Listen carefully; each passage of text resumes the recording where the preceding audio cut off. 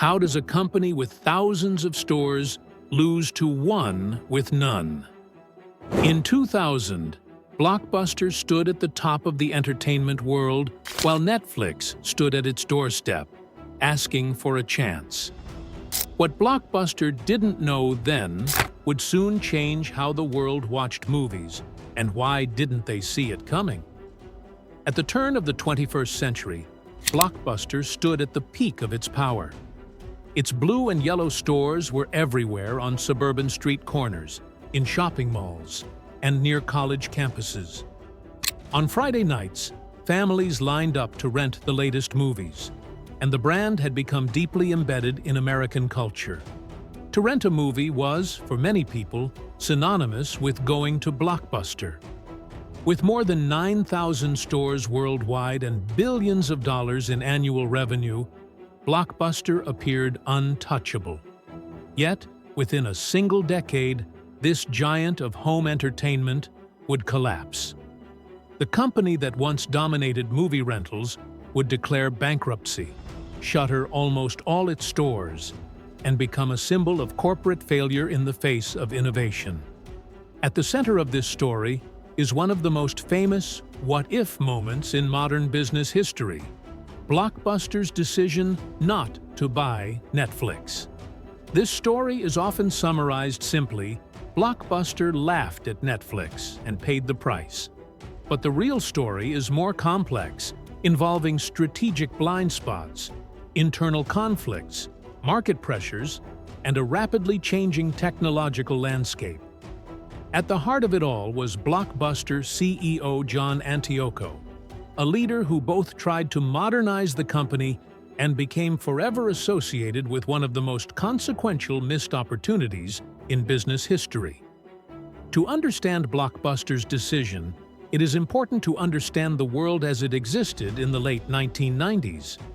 The internet was still slow and unreliable for most households. Streaming video was not yet practical.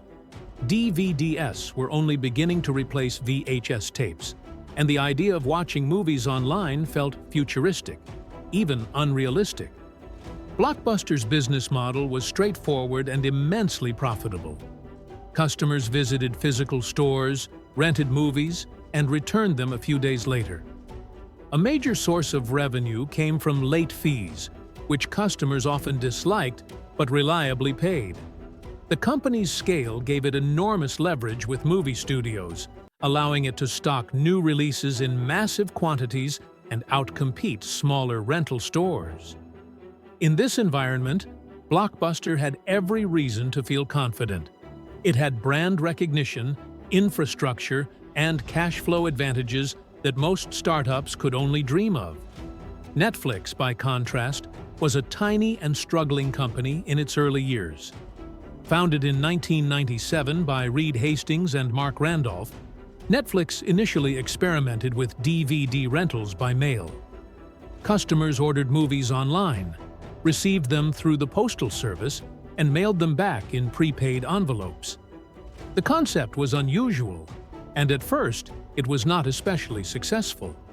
Shipping costs were high, customer acquisition was slow, and the company was losing money. By 2000, Netflix was under serious financial pressure. The dot-com bubble was beginning to burst, and investors were becoming cautious. Recognizing their vulnerable position, Netflix's founders sought a strategic exit. Their idea was simple: sell Netflix to Blockbuster, the dominant player in the industry, and allow Netflix's technology and online platform to become part of Blockbuster's future. In September 2000, Reed Hastings and Mark Randolph traveled to Dallas to meet with Blockbuster executives. Their proposal was bold but pragmatic.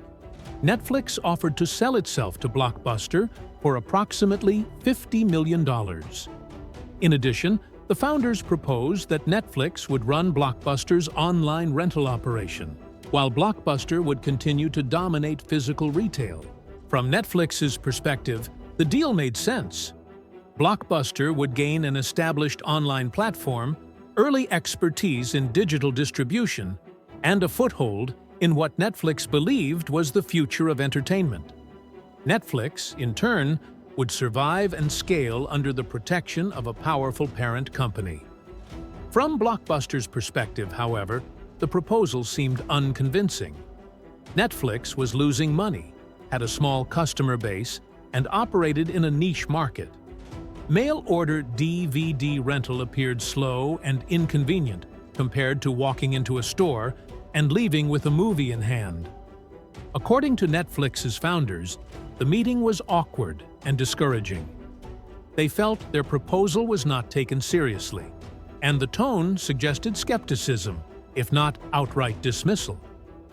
The deal went nowhere. John Antioco, who had become CEO of Blockbuster in 1997, later disputed some of the more dramatic retellings of the meeting.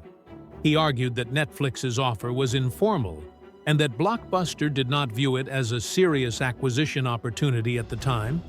From his perspective, Netflix was simply too small and too unproven to justify the investment. Antioco was not opposed to innovation. In fact, he recognized that the industry was changing. Under his leadership, Blockbuster eliminated late fees, a controversial move aimed at improving customer satisfaction, and began exploring digital and online initiatives. However, Antioco was also constrained by Blockbuster's size, debt, and shareholder expectations. The company's existing business generated enormous cash flow, and any major shift toward a subscription or online model threatened that revenue. Buying Netflix would have required not only money, but a willingness to disrupt Blockbuster's own profitable system. Blockbuster's hesitation illustrates a classic problem known as the innovator's dilemma. Established companies often struggle to adopt disruptive technologies because those technologies initially seem inferior or unprofitable compared to existing products. Netflix's model did not outperform Blockbuster's stores in 2000. It was slower, less convenient for many customers, and financially risky. What Blockbuster failed to fully appreciate was how quickly technology and consumer behavior could change. Netflix, unburdened by physical stores or legacy revenue streams, was free to experiment, fail, and adapt. Blockbuster, by contrast, had too much to lose. Every step toward digital innovation threatened to undermine its core business. Ironically, Blockbuster did not completely ignore Netflix's threat. In the mid-2000s, under Antioco's leadership, the company launched Blockbuster Online and later introduced Blockbuster Total Access, a hybrid service that allowed customers to rent DVDs by mail and exchange them in stores. For a brief moment, this strategy showed promise. Blockbuster's subscriber base grew rapidly, and the company appeared capable of competing with Netflix on its own terms. Some analysts even believed Blockbuster could win the battle. But the strategy was expensive. Maintaining both physical stores and an online distribution system strained resources. Was John Antioco to blame? It is tempting to frame this story as a simple tale of arrogance and failure. But such a view overlooks the complexity of the situation. Antioco did not ignore innovation entirely. In many ways, he pushed Blockbuster further toward digital transformation than its board and investors were comfortable with. However, history remembers decisions, not intentions. Whether or not Antioco personally rejected Netflix, Blockbuster as an institution failed to recognize the long-term importance of Netflix's model when it mattered most. The story of Blockbuster and Netflix is now taught in business schools around the world. It serves as a reminder that market dominance is temporary, that innovation often looks unimpressive at first, and that protecting today's profits can endanger tomorrow's survival. John Antioco did not lose everything overnight. Blockbuster's downfall was the result of years of strategic hesitation, internal conflict, and technological disruption.